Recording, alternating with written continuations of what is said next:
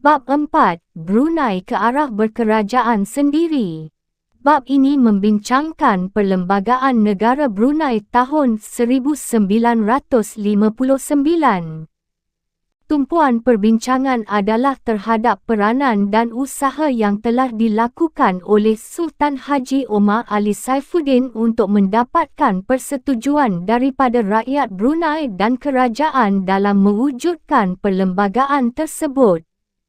Dalam usaha untuk membentuk perlembagaan itu, baginda mendapat tentangan dan cabaran daripada Parti Rakyat Brunei, PRB, yang dipimpin oleh AM Azahari yang menganggap bentuk perlembagaan yang dicadangkan itu adalah bertentangan dengan prinsip demokrasi. Baginda juga menerima tekanan dan saingan daripada kerajaan British yang sentiasa melengah-lengahkan proses perundingan tentang perlembagaan itu dengan tujuan bagi menjayakan rancangan mereka, iaitu mewujudkan Persekutuan Borneo. Walau bagaimanapun, akhirnya baginda berjaya mengatasi rintangan dan cabaran tersebut apabila pengisytiharan Perlembagaan Negara Brunei ditandatangani pada 29 September tahun 1959 di Bandar Brunei. Sebelum terbentuknya Perlembagaan Negara Brunei pada tahun 1959, memang telah wujud peraturan atau undang-undang untuk mengatur jentera kerajaan. Hukum atau adat istiadat ini dinamakan Hukum Kanun Brunei yang dikuatkuasakan oleh Sultan Muhammad Hassan tahun 1582 hingga 1598. Hukum kanun ini boleh dianggap sebagai sebuah perlembagaan. Pentadbiran negeri berjalan berdasar kepada isi dan peraturan yang terkandung di dalam hukum ini, sebagaimana yang dijelaskan oleh Awang Metasim Haji Jibah. Kitab yang dimaksudkan itu adalah Hukum Kanun Brunei, sebuah kitab yang khas membincangkan peraturan atau undang-undang yang menjadi perlembagaan negeri pada zaman dahulu. Kedatangan kuasa barat khususnya British pada abad ke-19 telah menyebabkan kepupusan pengaruh hukum kanun ini.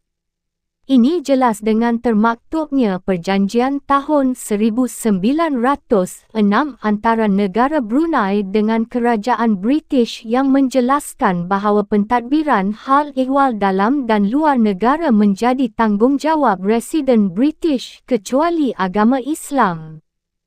Perjanjian ini adalah titik tolak yang menyebabkan hukum kanun Brunei kurang berfungsi secara berkesan dalam pentadbiran negeri.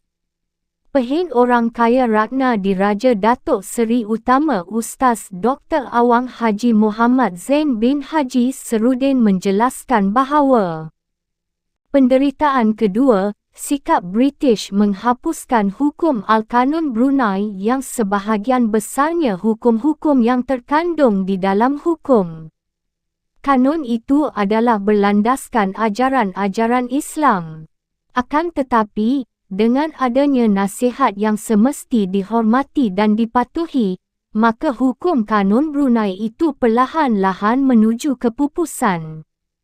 Kemunculan Sultan Omar Ali Saifuddin sebagai raja dan pemerintah Brunei yang berjiwa moden telah menyedari bahawa hukum kanun ini perlu dihidupkan semula. Ia bukan sahaja berfungsi sebagai peraturan dan undang-undang negara, bahkan bersesuaian dengan arus pemodenan dan inspirasi pembangunan negara. Hukum ini juga boleh dijadikan alat yang dapat mengukuhkan keutuhan pemerintahan Kesultanan Melayu Islam di Brunei berlandaskan kepada identiti serta kebudayaan masyarakat Melayu Brunei. Keinsafan dan kesedaran ini lahir apabila pengaruh dan kuasa Sultan dalam pentadbiran negeri telah berkurangan, khususnya setelah Sultan Haji Omar Ali Saifuddin menaiki takhta pada tahun 1950.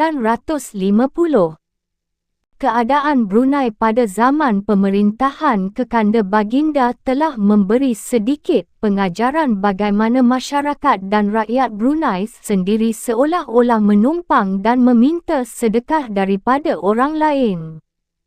Pada hakikatnya, Baginda sedar bahawa kuasa pemerintahan dan kedaulatan negeri adalah hak rakyat Brunei dan adalah tidak patut bagi rakyat Brunei meminta haknya sendiri daripada orang lain.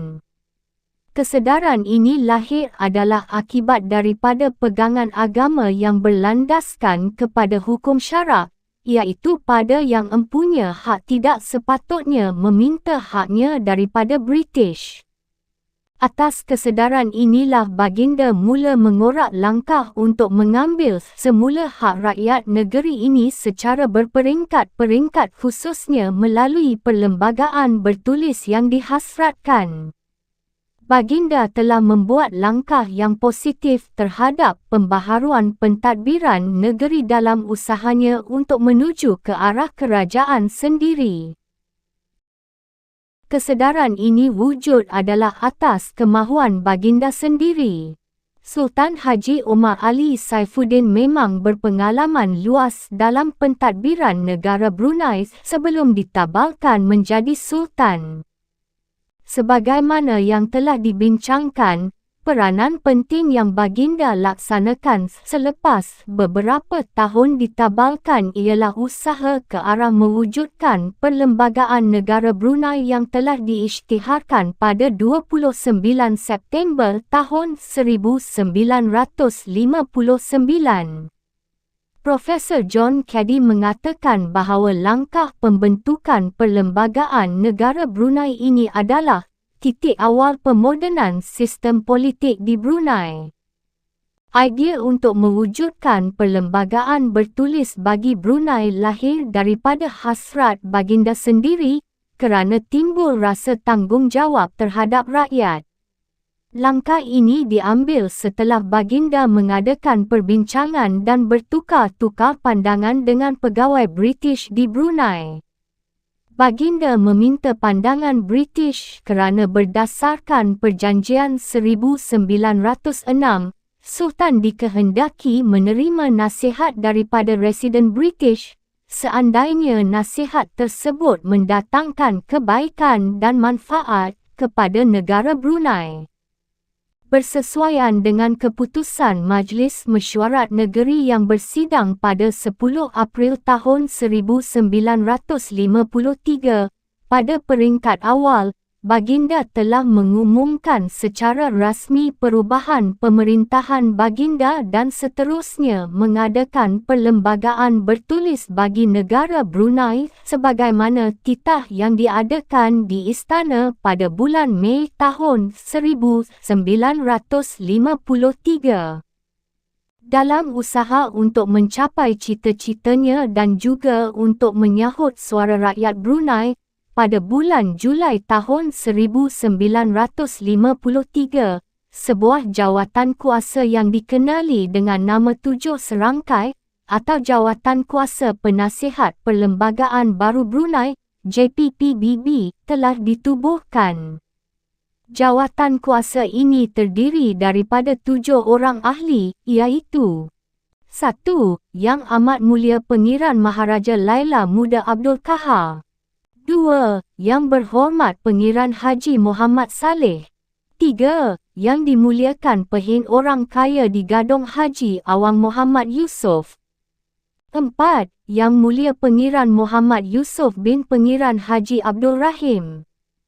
5. Yang Mulia Pengiran Ali bin Pengiran Haji Muhammad Daud.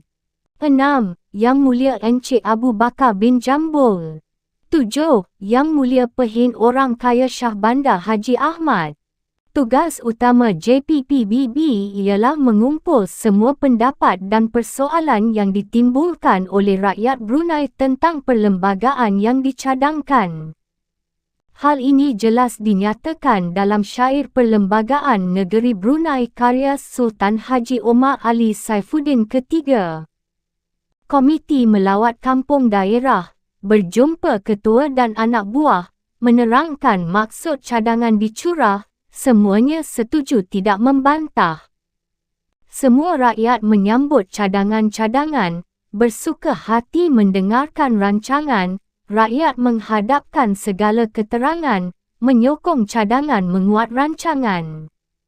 Dalam hal ini jawatankuasa bukan sahaja bergerak di kawasan bandar, bahkan juga di kawasan pedalaman untuk mendapatkan pandangan dan buah fikiran mereka tentang perlembagaan yang dicadangkan. Di setiap kampung telah dilantik wakil atau ketua untuk mewakili penduduk di daerah masing-masing. Langkah ini membayangkan tentang titik permulaan menuju ke arah sistem demokrasi berparlimen. Sultan Haji Omar Ali Saifuddin berharap Sultan yang memerintah Brunei tidak lagi menggunakan kuasa autokratik, tetapi mendengar pendapat dan suara rakyatnya untuk kepentingan dan faedah bersama. Dengan cara ini sahaja baginda mendapat sokongan dan kerjasama daripada rakyat tentang rancangan pemodernannya dalam bidang pentadbiran negara. Oleh itu, perlembagaan itu benar-benar dapat diterima oleh rakyat dan sekaligus membawa kebajikan dan faedah kepada mereka. Cara ini adalah langkah yang bijak bagi mewujudkan kestabilan politik, untuk mengekalkan pemerintahan beraja dan menyesuaikannya dengan bentuk pemerintahan demokrasi moden. Sebelum jawatankuasa ini membuat laporan lengkap tentang hasil pertemuan mereka dengan penduduk di negeri ini kepada Sultan, ahli jawatankuasa diberi peluang meninjau ke negeri-negeri di Persekutuan Tanah Melayu untuk mengetahui dan mendalamkan lagi pengetahuan mereka tentang bentuk perlembagaan negeri-negeri yang dilawati. Antara negeri yang akan dilawati ialah Johor, Selangor, Kelantan, Negeri Sembilan, Pahang dan Singapura. Lawatan ini memang baik khususnya untuk memberi kesedaran serta pengetahuan kepada ahli jawatankuasa tentang perlunya perlembagaan negara dibuat dengan teliti supaya tidak mengurangkan atau mengancam hak asasi Bumiputera sehingga mengutamakan bangsa asing seperti dalam hal kerakyatan, ekonomi, pelajaran, bahasa dan agama. Hasil rumusan daripada lawatan dan pandangan serta pendapat penduduk negeri ini, maka satu laporan lengkap setebal 50 halaman telah dipersembahkan oleh Jawatankuasa 7 serangkai kepada Baginda Sultan Haji Omar Ali Saifuddin. Laporan ini telah dibincangkan pada 23 Mac tahun 1954 dalam Majlis Mesyuarat Negeri. Laporan setebal 50 halaman yang dihadapkan kepada Baginda pada umumnya memang dipersetujui dan disokong oleh rakyat Brunei kerana ia adalah hasil daripada pandangan dan pendapat mereka. Laporan itu antara lain mengatakan bahawa semua penduduk kampung yang kami lawati telah mengatakan persetujuan pembentukan perlembagaan baru ini. Waktu ini juga rakyat bebas memberi pendapat dan pandangan mereka tentang perlembagaan yang akan dibentuk. Antara syur daripada rakyat yang dicadang untuk dimasukkan ke dalam perlembagaan yang akan dibentuk ialah 1. Pemerintahan bersultan dengan cara demokrasi yang penuh berdaulat. 2. Cara pemerintahan negara demokrasi Islam. 3. Bahasa Melayu sebagai bahasa rasmi negara. 4. Islam menjadi agama rasmi. 5. Ahli Majlis Mesyuarat Daerah dilantik melalui pilihan raya. 6. Ahli Mesyuarat Negeri dipilih daripada Ahli Mesyuarat Daerah. 7. Pegawai kerajaan dibenarkan berpolitik dan boleh menjadi calon dalam mana-mana pilihan raya.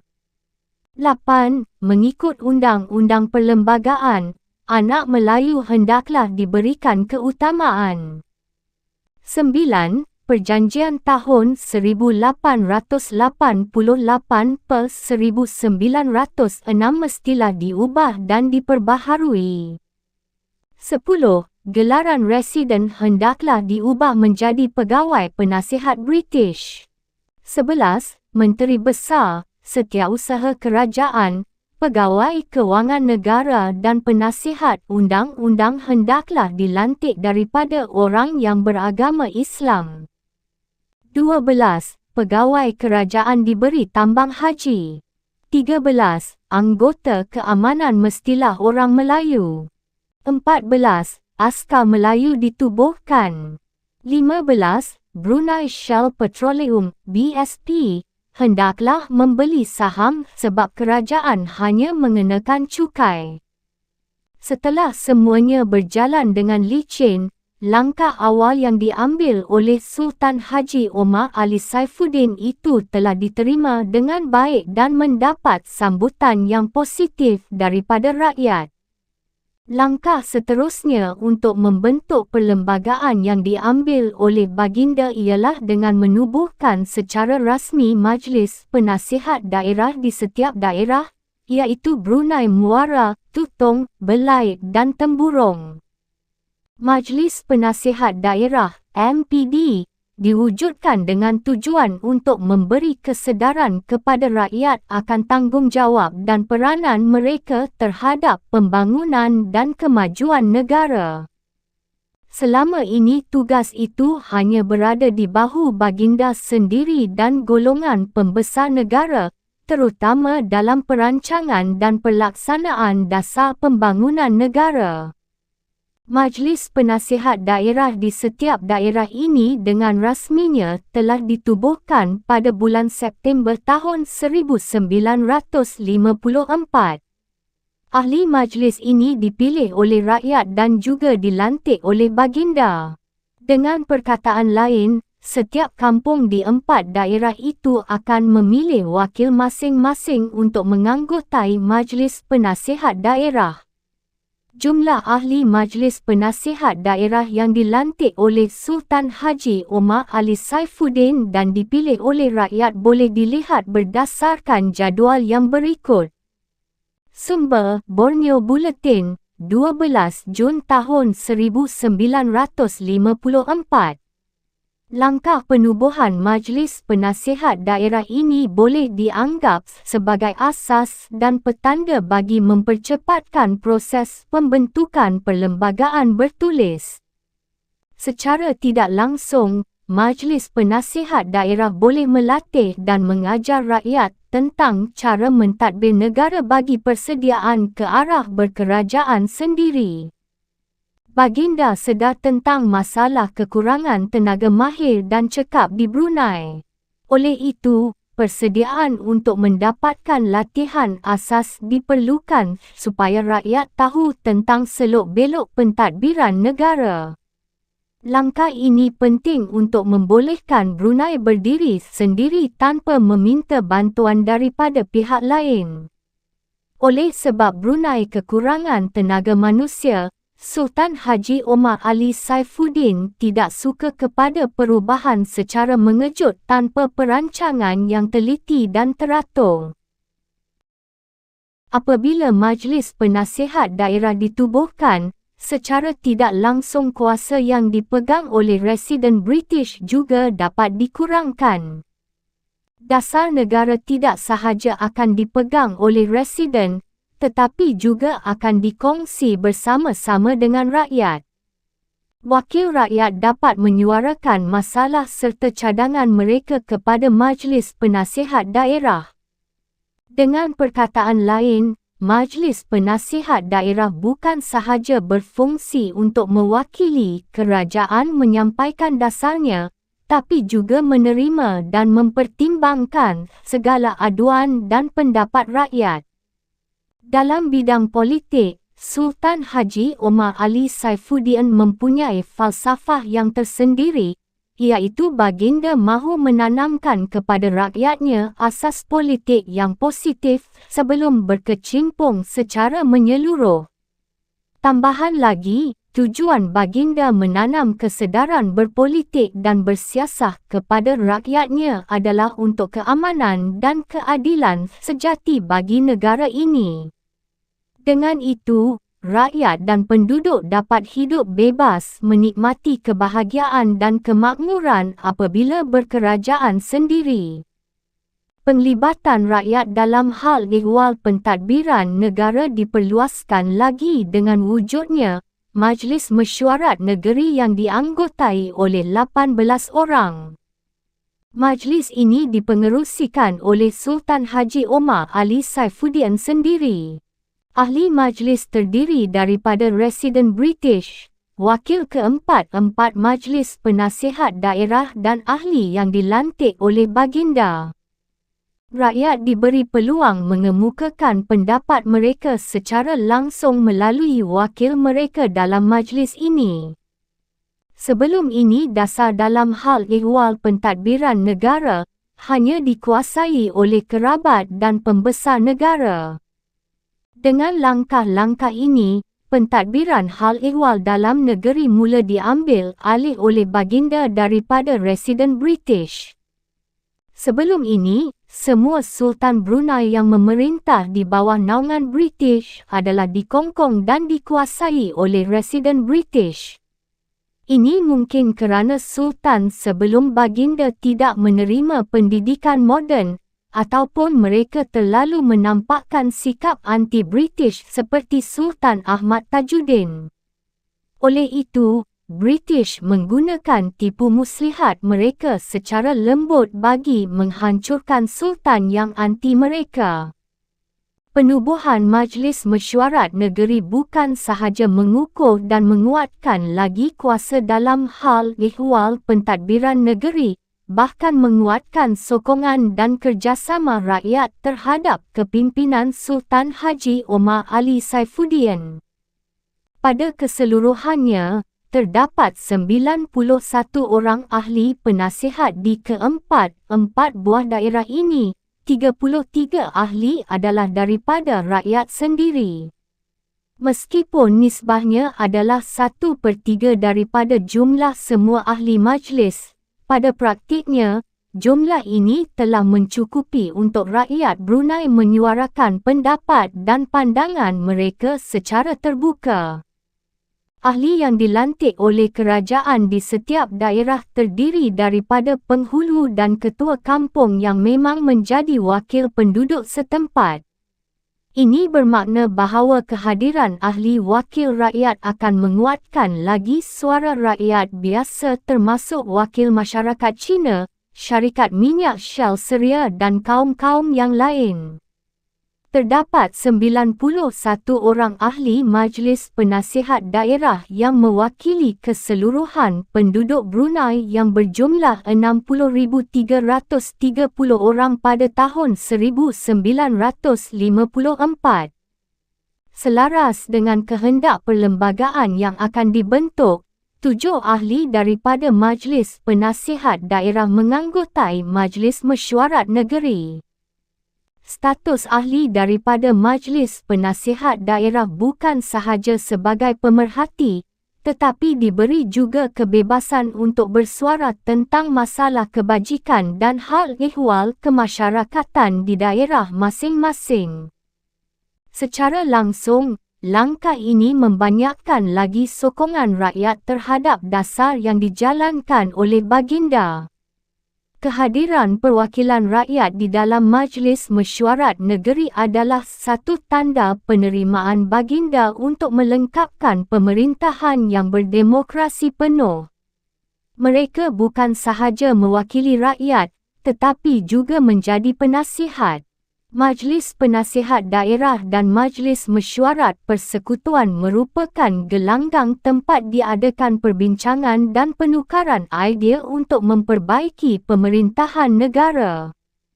Meskipun cita-cita Sultan Haji Omar Ali Saifuddin mahu mewujudkan demokrasi dalam pentadbiran selaras dengan perubahan dan kewujudan negara-negara baru di rantau Asia Tenggara, tetapi baginda tidak mahu perubahan berlaku secara mendadak.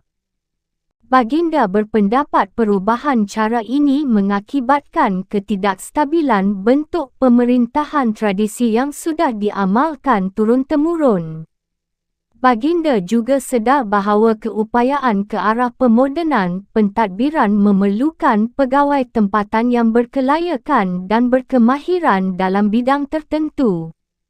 Dengan itu, Baginda lebih suka perubahan secara berperingkat-peringkat untuk menyesuaikan dengan kemampuan Brunei. Contohnya, pada tahun 1955, daripada 33 orang penuntut yang menduduki peperiksaan The New Sarawak Junior Certificate, hanya 20 orang yang lulus.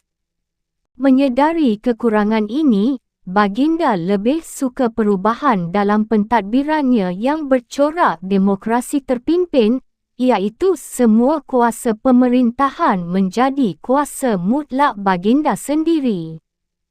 Walau bagaimanapun, pada masa akan datang Baginda yakin kesemua perwakilan yang menganggotai Majlis Penasihat Daerah akan dipilih oleh rakyat melalui proses pilihan raya. Seterusnya, jumlah ahli yang dipilih oleh rakyat dalam Majlis Mesyuarat Negeri juga akan bertambah 50% daripada jumlah 1/3 yang ada sekarang. Keyakinan Baginda untuk mencapai ke arah ini adalah hasil daripada percubaan selama 2 tahun setelah dasar ini dijalankan. Menurut laporan tahunan negara Brunei pada tahun 1955, the DACS MPD function quite effectively. The people were able to aim their problems through their councillors. Langkah seterusnya yang akan diambil oleh Baginda adalah mengadakan pilihan raya untuk memilih ahli Majlis Mesyuarat Negeri dan Majlis Penasihat Daerah, serta seterusnya membincangkan perlembagaan bertulis bagi negara Brunei dalam majlis ini untuk dirundingkan dengan kerajaan British. Pada dasarnya, rakyat menyokong cadangan untuk mengadakan perlembagaan bertulis bagi negara Brunei berdasarkan kepada laporan jawatan kuasa 7 serangkai. Setelah laporan itu siap, laporan itu diserahkan kepada Sultan Haji Omar Ali Saifuddin untuk dibincangkan dengan residen British. Tetapi nampaknya residen British kurang berminat untuk menerima perkara tersebut, sebaliknya meminta supaya perkara ini dibincangkan dengan Pesuruhjaya British di Asia Tenggara. Perundingan berjalan hampir setahun, namun tidak membawa sebarang persetujuan dan penyelesaian antara kerajaan Brunei dan wakil kerajaan British. Akhirnya, pada bulan November tahun 1954, kerajaan Brunei telah menerima reaksi yang positif daripada kerajaan British setelah kerajaan Sarawak menghantar R.H. Hickling untuk membuat laporan tentang cadangan pembaharuan perlembagaan negara Brunei. Dalam cadangan itu, R.H. Hickling menerangkan perlunya diadakan pembaharuan politik di negara Brunei kerana telah wujudnya kesedaran politik di kalangan rakyat. Beliau menjelaskan bahawa the sense of personal allegiance has in fact increased. The state is a Malay state with a living constitution based upon a strong sense, as I see, of history, and with their health the people are politically ambitious, although their ambitions have not yet been overtaken by general education. All these factors emphasize the need for care to the guiding of constitutional development in the state. Malangnya sebelum cadangan perlembagaan ini dapat dibawa ke London untuk dirundingkan dengan Setiausaha Tanah Jajahan, pada awal tahun 1956 telah timbul reaksi yang negatif daripada setengah-setengah rakyat Brunei tentang pelaksanaannya. Rakyat memang menyokong cita-cita Sultan Haji Omar Ali Saifuddin untuk mewujudkan perlembagaan bertulis berdasarkan inspirasi rakyat. Keadaan ini telah berubah pada tahun 1956 apabila wujudnya Parti Rakyat Brunei yang agak radikal dan sentiasa menentang usaha kerajaan untuk mengadakan pembaharuan dalam pentadbiran negara. Parti Rakyat Brunei yang dipimpin oleh AM Azahari telah didaftarkan pada tahun 1956. Kewujudan awal semangat kebangsaan orang Brunei dan dasar pembaharuan telah memberi kesempatan kepada pemimpin Parti Rakyat Brunei untuk mengeksploitasikan kesedaran itu dengan menonjolkan diri mereka sebagai pejuang kemerdekaan bangsa dan negara Brunei. Kegairahan sikap sebahagian daripada masyarakat Brunei dalam gerakan berpolitik telah memberi peluang kepada AM Azahari untuk menarik minat rakyat supaya mengikut pimpinan dan perjuangan Parti Rakyat Brunei untuk mencapai cita-citanya. Keadaan ekonomi orang Melayu Brunei pada masa itu memang ketinggalan jika dibandingkan dengan orang asing terutamanya orang Cina. Langkah utama yang telah diambil oleh AM Azahari ialah dengan menubuhkan Brunei Film Production Company, Brufico, pada 28 Oktober 1952. Tujuan utamanya bukanlah sekadar untuk memperbaiki taraf ekonomi orang Melayu, tetapi juga untuk membangkitkan semangat kesedaran di kalangan masyarakat Melayu Brunei melalui idea perfilmannya. Setelah penubuhan syarikat perfilman ini diisytiharkan, banyak sambutan yang telah diterima daripada masyarakat Brunei kerana pada waktu itu kesedaran orang Melayu yang telah dipimpin oleh BARIP, KMB dan MUTU masih tertumpu kepada masalah kebangkitan pembangunan nasional. Setiap usaha yang berkaitan dengan nama kebangsaan akan mudah mendapat sambutan daripada rakyat Brunei. Ini disebabkan pembangunan kesedaran nasional itu berhubung kait dengan kesan tekanan ekonomi terhadap orang Melayu, khususnya dalam bidang perniagaan yang selama ini dibolot oleh orang asing. Walau bagaimanapun, permohonan AM Azahari untuk menubuhkan syarikat perfilman ini telah ditolak oleh kerajaan kerana pada masa ini tidak ada sebarang enakmen perdagangan di Brunei. Enakmen yang ada hanyalah enakmen persatuan.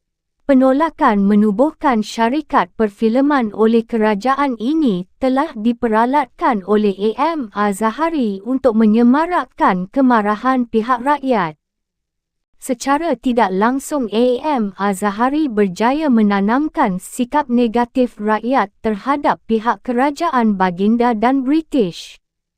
Kejayaan AM Azahari mempengaruhi rakyat untuk menentang kerajaan Brunei khususnya British, terbukti dengan wujudnya demonstrasi pertama pada 23 Januari tahun 1953 yang menyebabkan banyak orang dipenjara.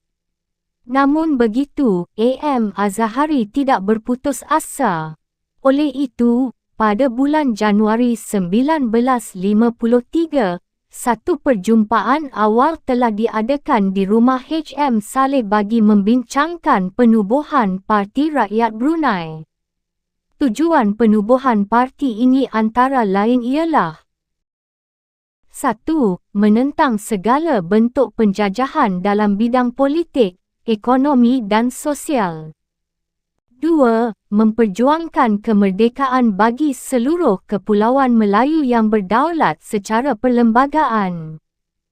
3. Mempertahankan kedudukan Duli Yang Maha Mulia Maulana Sultan Brunei dengan segala keturunannya menduduki takhta kerajaan Brunei dengan dasar perlembagaan. 4. Mewujudkan negara Melayu merdeka yang berdaulat ke dalam dan keluar, demokratik dan menjamin keselamatan serta kemakmuran rakyat seluruhnya.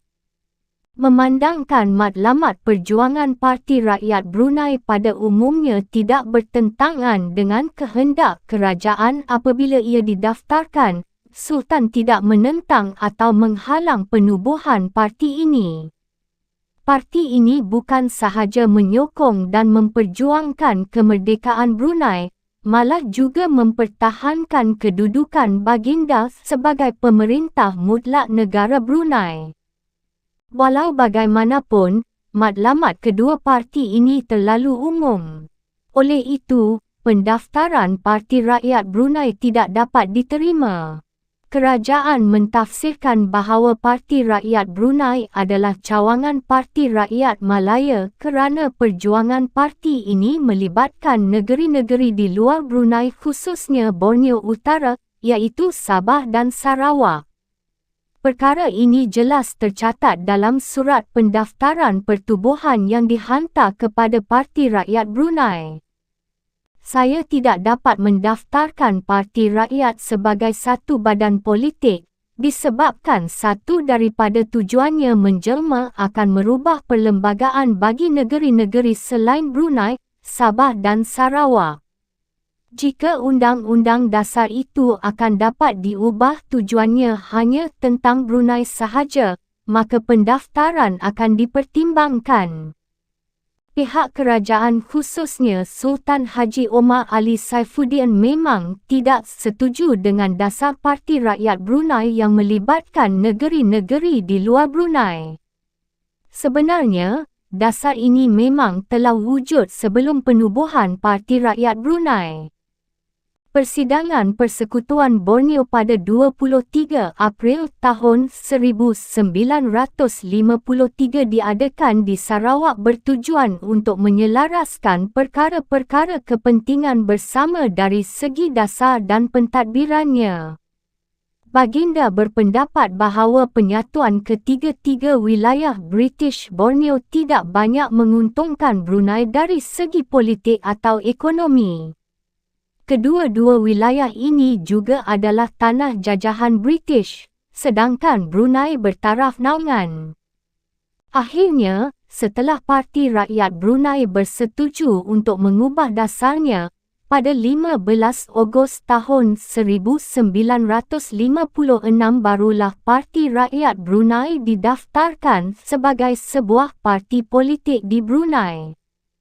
Baginda sedar tentang implikasi daripada pergerakan Parti Rakyat Brunei terhadap kedudukan baginda dalam bidang politik. Kelulusan pendaftaran Parti Rakyat Brunei tidak bermakna ia boleh sewenang-wenangnya bergerak dan berkempen dalam bidang politik. Pihak kerajaan dengan langkah-langkah tertentu telah menghadkan pergerakan mereka, iaitu dengan memberi amaran kepada rakyat umum supaya jangan melibatkan diri dalam kegiatan parti politik. Langkah ini memang berkesan untuk menghalang penglibatan pegawai kerajaan dalam Parti Rakyat Brunei.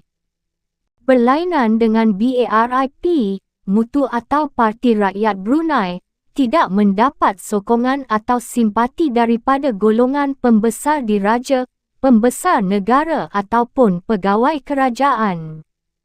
Mereka menyokong dan menaruh kepercayaan terhadap kepimpinan baginda untuk membawa Brunei ke arah berkerajaan sendiri, seperti juga yang diidam-idamkan oleh Parti Rakyat Brunei. Rakyat Brunei pada masa ini sudah mula berminat dengan politik akibat daripada pembaharuan dalam pentadbiran Sultan Haji Omar Ali Saifuddin sejak tahun 1953.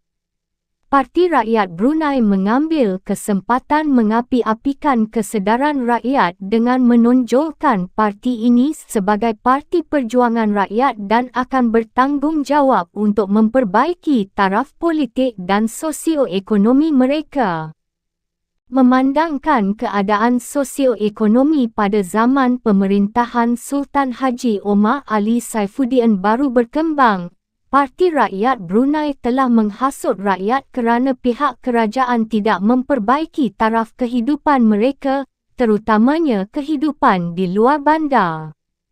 Kelemahan dan kemunduran sosioekonomi di pedalaman telah digunakan oleh Parti Rakyat Brunei terutama oleh AM Azahari dengan syarahan yang berapi-api sehingga beliau dihormati dan disegani rakyat Brunei. Dengan itu, Parti Rakyat Brunei berjaya memesongkan ketaatan dan kefahaman rakyat terhadap pembaharuan perlembagaan baru yang dicadangkan oleh Sultan Haji Omar Ali Saifuddin. Kepercayaan dan keyakinan rakyat terhadap kepimpinan AM Azahari sebagai pemimpin Parti Rakyat Brunei menyebabkan keahliannya bertambah. Dalam tempoh 1 tahun Parti Rakyat Brunei dibentuk, ia telah mempunyai keahlian seramai 16,000 orang. Jumlah ini mewakili lebih kurang 75% daripada penduduk lelaki di Brunei. AM Azahari bukan sahaja membuka partinya kepada masyarakat Melayu, tetapi juga kaum Cina, India, Iban dan Eropah. Dasar ini memang sudah awal-awal dirancang oleh AM Azahari untuk mendapatkan sokongan daripada semua kaum bukan sahaja di Brunei, bahkan di Sabah dan Sarawak. Dasar ini merupakan rancangan jangka panjang Parti Rakyat Brunei untuk menjayakan matlamat penubuhan negara Kalimantan Utara yang meliputi Borneo Utara dan Sarawak. Seruan AM Azahari ini jelas ketika berlaku perkelahian antara Melayu dengan Cina di Syria sebagaimana katanya, "If you love me as your leader, you must see that there is never again an association that will lead to communal disharmony." Ini jelas menunjukkan bahawa perjuangan AM Azahari bukan berlandaskan semangat kebangsaan Brunei, tetapi semangat kebangsaan Borneo yang merangkumi juga kaum asing. Sultan Haji Omar Ali Saifuddin pula memperjuangkan semangat kebangsaan Brunei, sebagaimana termaktub dalam Laporan Cadangan Perlembagaan Baru Brunei tahun 1953 yang mengutarakan hak asasi bangsa Melayu. Apabila AM Azahari merasa mula mendapat sokongan rakyat Brunei, beliau dengan lantang mula berani memprotes dan menentang pembaharuan yang dijalankan oleh kerajaan Brunei. AM Azahari menganggap bahawa cadangan pembaharuan baginda dalam bidang pentadbiran itu sebagai primitif.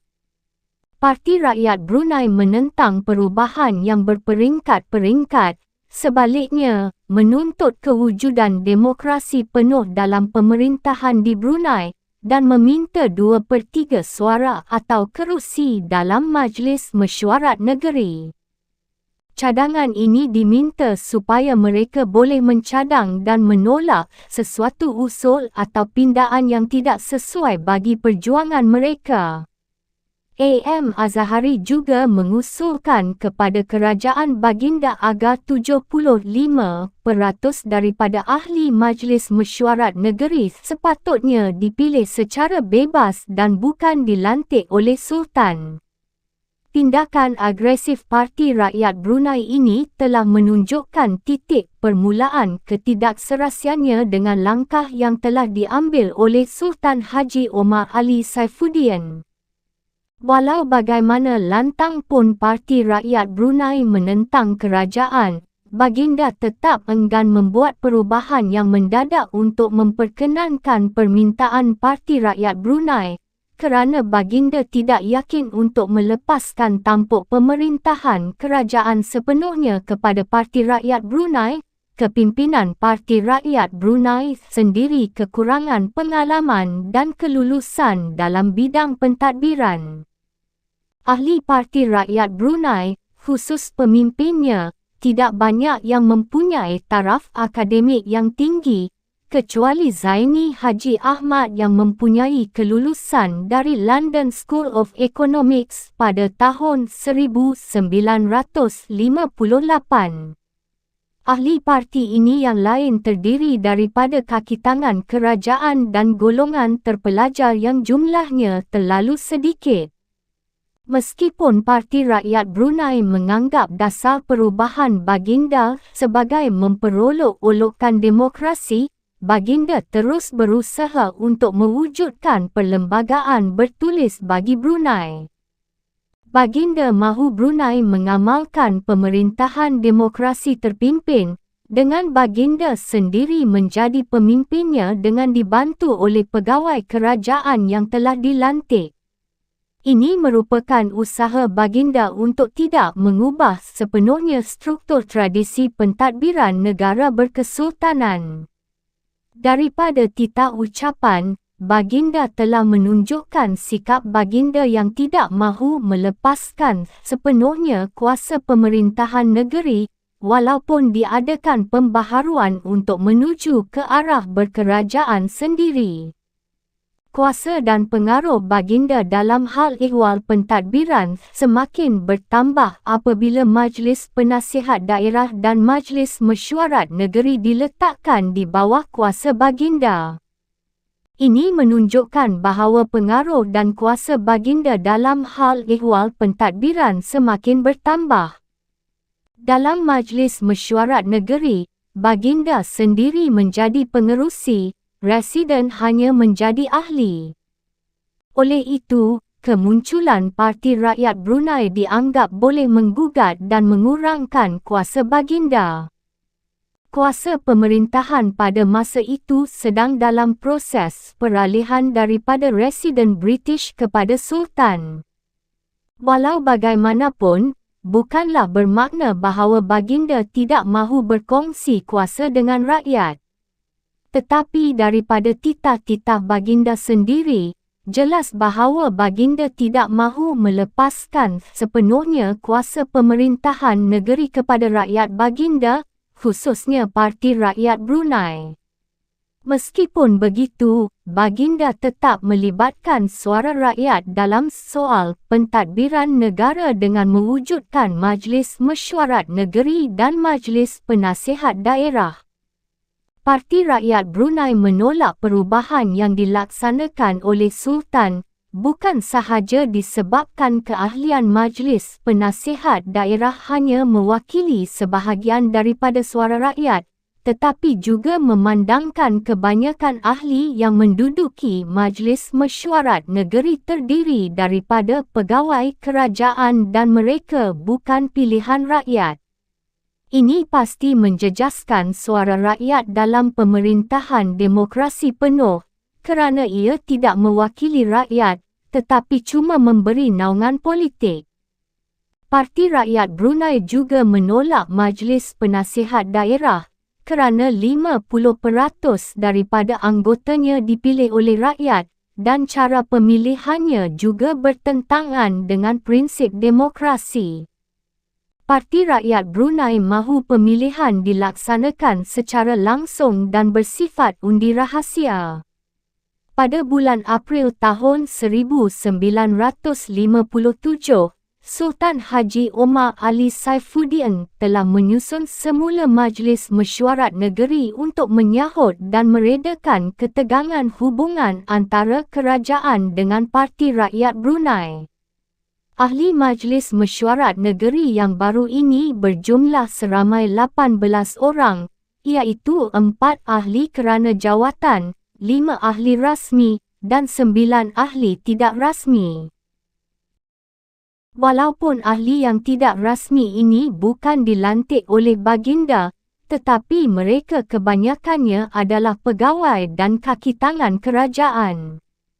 Hal inilah yang menyebabkan Parti Rakyat Brunei menentang keahlian ahli tidak rasmi dalam Majlis Mesyuarat Negeri. Misalnya, walaupun suara rakyat diwakili dalam Majlis Penasihat Daerah, tetapi perwakilan tersebut terdiri daripada pegawai daerah yang sememangnya menyebelahi kerajaan. Parti Rakyat Brunei berpendapat bahawa Majlis Mesyuarat Negeri tidak mewakili rakyat, tetapi hanya memberi naungan politik. Parti Rakyat Brunei tidak mengiktiraf sama sekali bentuk pembaharuan yang dilaksanakan oleh baginda yang masih menguatkan kuasa autokratiknya dalam bidang politik. Parti Rakyat Brunei mahu Sultan Omar Ali Saifuddin menyerahkan kuasa politik sepenuhnya kepada rakyat, khususnya Parti Rakyat Brunei. Pengekalan hak tradisional baginda menunjukkan bahawa kedudukan ahli Majlis Mesyuarat Negeri adalah sumbang dan bertentangan dengan hak demokrasi. Kelantangan suara Parti Rakyat Brunei menentang segala usaha baginda menyebabkan pihak kerajaan begitu berhati-hati dan wasangka terhadap pergerakannya. Dalam Kongres pertama parti ini pada 30 Mac tahun 1957, Parti Rakyat Brunei telah menjemput Dr. Burhanuddin dan Ahmad Boestaman memberi syarahan untuk menaikkan semangat perjuangan rakyat dalam usaha menuju ke arah kemerdekaan. Oleh itu, pihak kerajaan tentu berhati-hati untuk membenarkan kedua-dua pemimpin itu menghadiri kongres tersebut. Dalam kongres ini, Parti Rakyat Brunei menyuarakan dengan lantang matlamat mereka menentang segala bentuk penjajahan sama ada neokolonialisme atau kolonialisme sejati, tetapi tetap menyokong pemerintahan baginda. Pengisytiharan Parti Rakyat Brunei ini pada dasarnya adalah bertentangan dengan apa yang mereka praktikkan, kerana di samping menyokong Sultan, mereka juga menentang usaha baginda untuk mengadakan pembaharuan. Keberanian Parti Rakyat Brunei ini jelas apabila mereka menampakkan sikap tidak mengiktiraf cadangan perlembagaan Brunei yang dicadangkan oleh rakyat dan Sultan. Sebaliknya, Parti Rakyat Brunei telah menggubal satu memorandum politik dengan memanggil seorang peguam sosialis dari Britain, Wallrayburn QC, untuk dihadapkan kepada Setiausaha Tanah Jajahan di London. Peguam itu dibayar oleh Parti Rakyat Brunei sebanyak $12,000. Tindakan parti ini tidak mendapat halangan daripada pihak kerajaan. Sebaliknya, apabila parti ini mendengar yang kerajaan akan menghantar satu delegasi ke London untuk merundingkan perlembagaan bagi Brunei, Parti Rakyat Brunei tergesa-gesa menghantar delegasinya yang diketuai oleh AM Azahari dan orang kanannya Yassin Afendi serta Zaini Haji Ahmad. Sultan Haji Omar Ali Saifuddin tidak menghalang tindakan parti ini walaupun parti itu sendiri tidak merestui delegasi baginda sendiri. Ini membuktikan bahawa baginda adalah pemimpin yang suka bertolak ansur dan penyabar. Baginda lebih suka mendolorkan rakyatnya untuk merasa sendiri bagaimana rasanya memperjuangkan hak asasi rakyat dan negara. Pemergian Parti Rakyat Brunei sememangnya menjadi harapan rakyat Brunei untuk mencapai kejayaan yang mereka hajati. Perbelanjaan delegasi itu ditanggung oleh para penyokong parti dengan menggadai geran tanah dan menjual kerbau. Mereka juga menjual barang kemas isteri sendiri kerana mereka yakin faedah yang diperoleh daripada delegasi tersebut. Selain itu, Parti Rakyat Brunei juga telah memaksa ahli membeli lambang atau simbol parti ini. Setiap ahli parti ini mesti memiliki cetakan kepala banting yang merupakan lambang simbol parti tersebut dengan harga $10, $15 dan $25. Malah Parti Rakyat Brunei berjanji bahawa sesiapa yang membeli lambang parti ini dengan harga yang tinggi, mereka akan mendapat imbalan yang banyak. Pengorbanan rakyat ini benar-benar menampakkan sokongan kuat mereka terhadap Parti Rakyat Brunei. Sebaik-baik sahaja delegasi Parti Rakyat Brunei tiba di London, mereka telah membuat temu janji untuk mengadakan perjumpaan dengan pihak pejabat tanah jajahan di London. Walau bagaimanapun, rombongan ini tidak diterima oleh pihak British dengan alasan bahawa jika parti ini hendak merundingkan kemerdekaan negara Brunei, perundingan hendaklah berdasarkan perjanjian penaungan yang ditandatangani pada tahun 1906 dan bukan melalui memorandum. Antara tuntutan yang terdapat dalam memorandum Parti Rakyat Brunei ialah: 1. Ahli yang dipilih dalam Majlis Mesyuarat Negeri hendaklah melalui pilihan raya. 2. Kerajaan mengadakan undi rahsia bagi pilihan raya umum dalam pemerintahan berkabinet.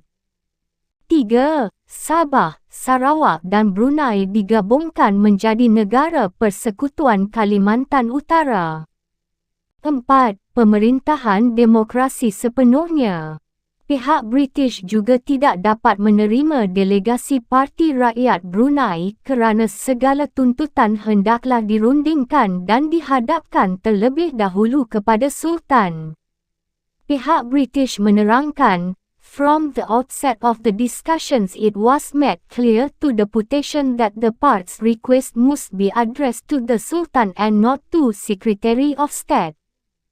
Jika ditinjau dari segi undang-undang, Parti Rakyat Brunei bukanlah merupakan wakil rasmi rakyat Brunei, tetapi sebagai wakil parti.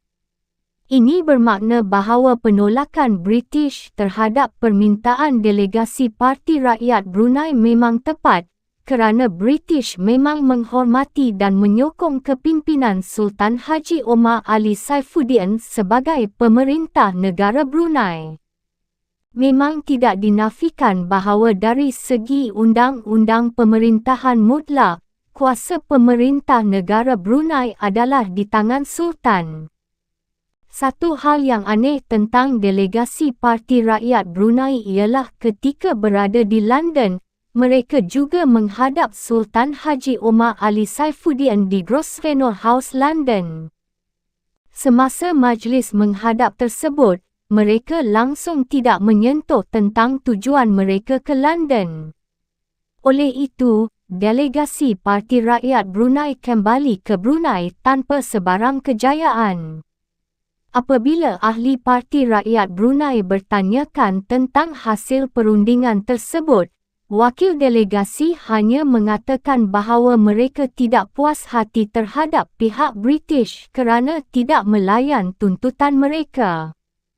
Kegagalan Parti Rakyat Brunei memang sesuatu yang telah diduga, memandangkan isi memorandum yang dibawa bertentangan dengan dasar kerajaan Brunei dan perlembagaan parti itu sendiri, khususnya tentang penyatuan 3 wilayah, Sabah, Sarawak dan Brunei. Isu ini merupakan faktor utama yang menyebabkan pendaftaran Parti Rakyat Brunei ditolak oleh kerajaan pada tahun 1956. Terlalu mustahil bagi British untuk menerima memorandum Parti Rakyat Brunei. Rombongan Sultan Haji Omar Ali Saifuddin sendiri menerima layanan yang kurang memuaskan daripada pihak British khususnya terhadap perubahan yang dicadangkan oleh baginda dalam perlembagaan yang dihasratkan.